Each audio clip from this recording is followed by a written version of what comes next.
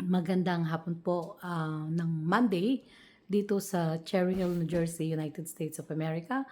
Hapon kasi mag 6 o'clock pa lang and it's August 3.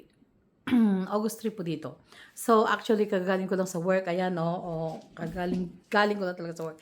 Hindi pa ako nagbibihis because kaninang paalis ako, ah, papuntang work kanina, umaga.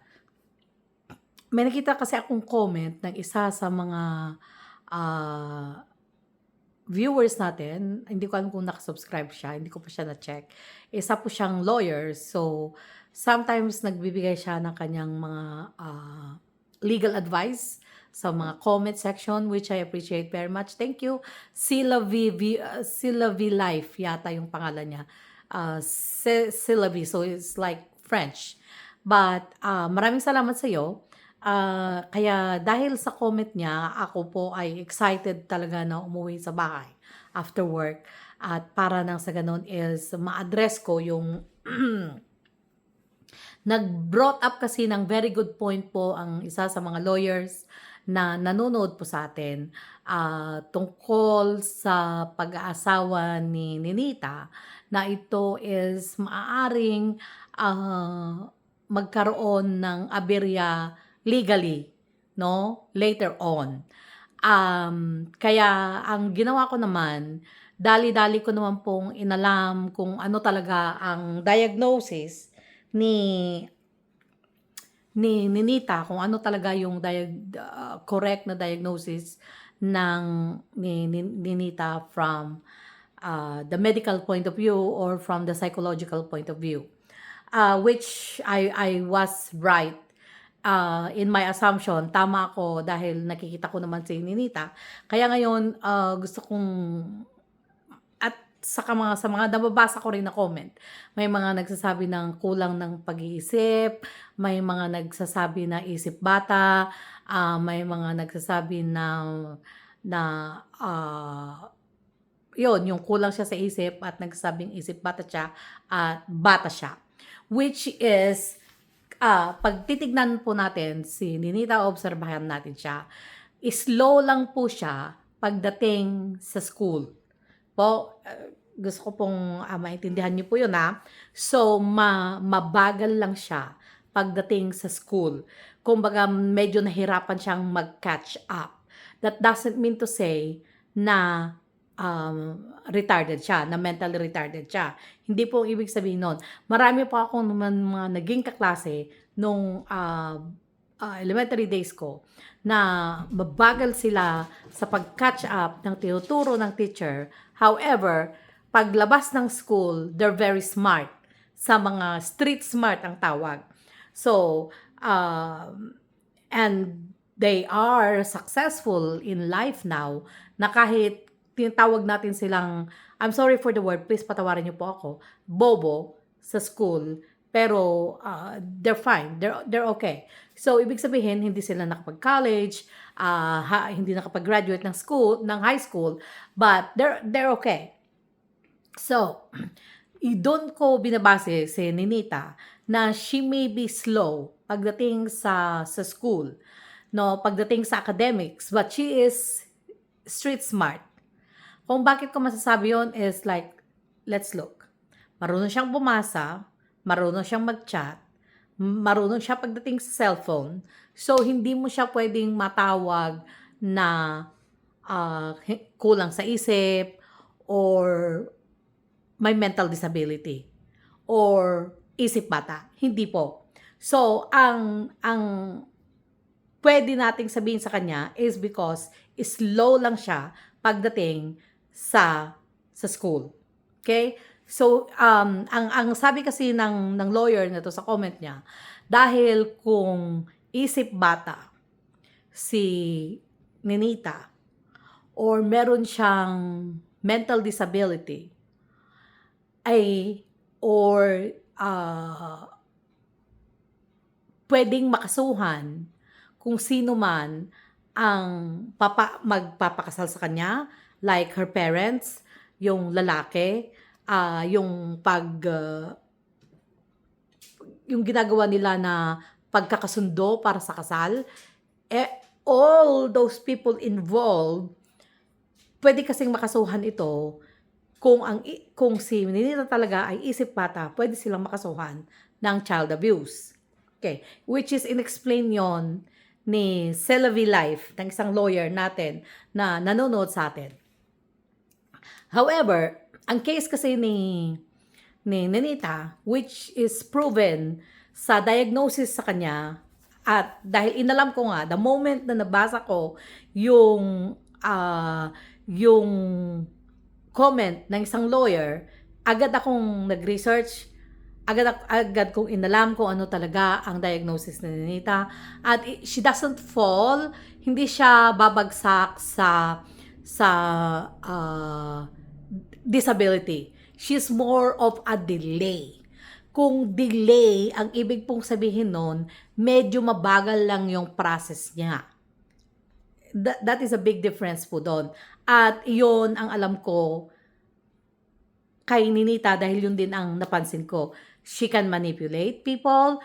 Alam niya na ang lalaya siya, pupunta kung saan. She knows exactly what she's doing. So, yun lang. Pagdating sa academics, dun lang siya slow. Which is, marami pong ganyan. Marami po ang mga slow pagdating sa school.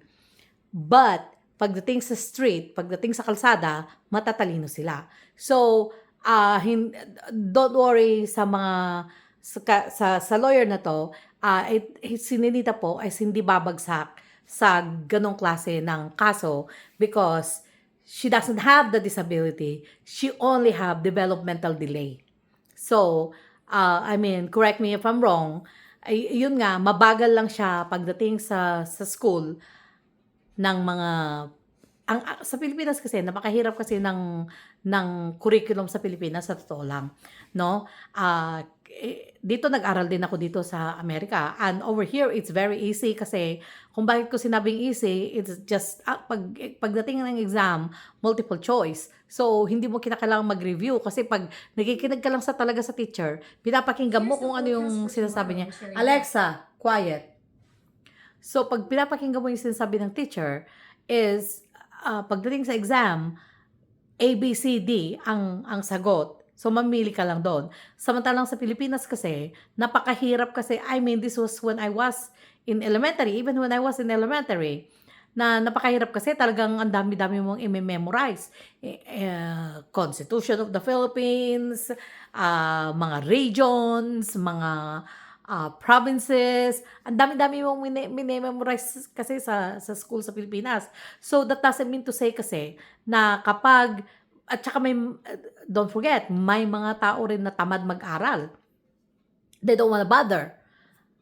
You know? At meron din, that doesn't mean to say na meron disability yung tao. So, again, yung mga nagsasabi na kulang sa isip si Ninita, hindi po. Hindi po siya kulang sa isip. Medyo mabagal lang po pagdating sa learning process, yung sa pag-aaral sa school, no? At hindi rin siya kulang sa isip, gaya ng sinasabi ng iba, kulang siya sa isip, may problema siya sa utak. Wala po siyang problema sa utak. Wala pong problema sa utak si Ninita. Kaya gusto ko lang pong i-correct ang mga sinasabi ninyo. Kaya hindi po. Mabagal lang siya pagdating sa pag-aaral, but in reality, paglabas ng school, she's fine. Again, like I said, because she can manipulate, she can, alam na natin yung mga sumubaybay sa buhay ni Ninita, no? Kasi for example, ganito yan. It's very simple kasi. Kaya tingnan nyo. Siya ay nasa Laguna. Okay? Then, gusto niyang umuwi ng probinsya. The reason kung bakit siya umuwi sa probinsya, remember, napag-usapan na natin ito in the past, is dahil meron siyang kachat na lalaki na taga-probinsya. So, at tinatamad na siyang mag-aral. Ang sinasabi, okay, so if she's delay, ganito kasi yan. Let's say for example, yung age na grade 3, pwede mo namang ilagay sa grade 1 according to the the the yung capacity ng kanyang utak, which is ilan sa mga naging kaklase ko ang repeater na tinatawag, repeater. Ilang beses nag-grade 3. Meron akong kaklase na hindi graduate ng high school. Ilang beses pong nag-repeat ng grade 3. May asawa siya, may asawa na siya, may mga anak, yung mga anak niya nag-aaral sa college, may mga nakapag-graduate sa college. Pero siya, hindi siya pumasa ng grade 3, ulit siyang nag-aral ng grade 3 pero hindi siya nakapasa. So does that mean to say na batang isip siya? No, he wasn't. Mabagal lang pagdating sa school, sa learning ability. Doon lang siya mabagal, you know? So meron lang siyang delay in learning ability. Pero okay po ang kanyang social concept, okay ang kanyang relationship concept, other parts na kanyang buhay is fine. Dahil before siya nakilala ni Pong Vero, like, her life is okay. Nasa probinsya siya, nag-aaral, naging naging parang slow na lang siya nung nasa Maynila na, ay nasa Laguna na, kasi iba na yung process ng school doon, iba na yung pace, yung bilis ng pag-aaral nila, no? Kaya, pero maraming salamat pa rin sa lawyer na taga-Europe na nag-comment. And again, like I said, dahil sa comment mo, so napa-research ako at talagang inalam ko ang tunay talaga na diagnosis ni Nita, at tsaka kaya I don't think na mag-alala tayo tungkol sa bagay na yan. So, correct me if I'm wrong. Wala naman po talaga tayong magagawa kung mahina lang talaga yung utak niya pagdating sa school. However, socially, she's fine. Everything else, she's fine. Ang problema lang talaga is the learning ability. Yun lang po. Marami naman kagaya yung mga iba na may mga learning disability. I think she's one of them. However, she's very smart pagdating po sa street na tinatawag. So, yun. Kaya medyo nung nalaman ko yung diagnosis niya, and nag-research ako, and yun nga, which is, yun naman ang na-observe natin kay Ninita. Kasi alam niya talaga alam niya paano niya takasan ng nanay niya para pumunta sa lalaki, paano how to basta magaling siya. Actually, matalino si Ninita sa mga bagay na gusto niyang gawin. Yun kasi gusto niyang gawin, no?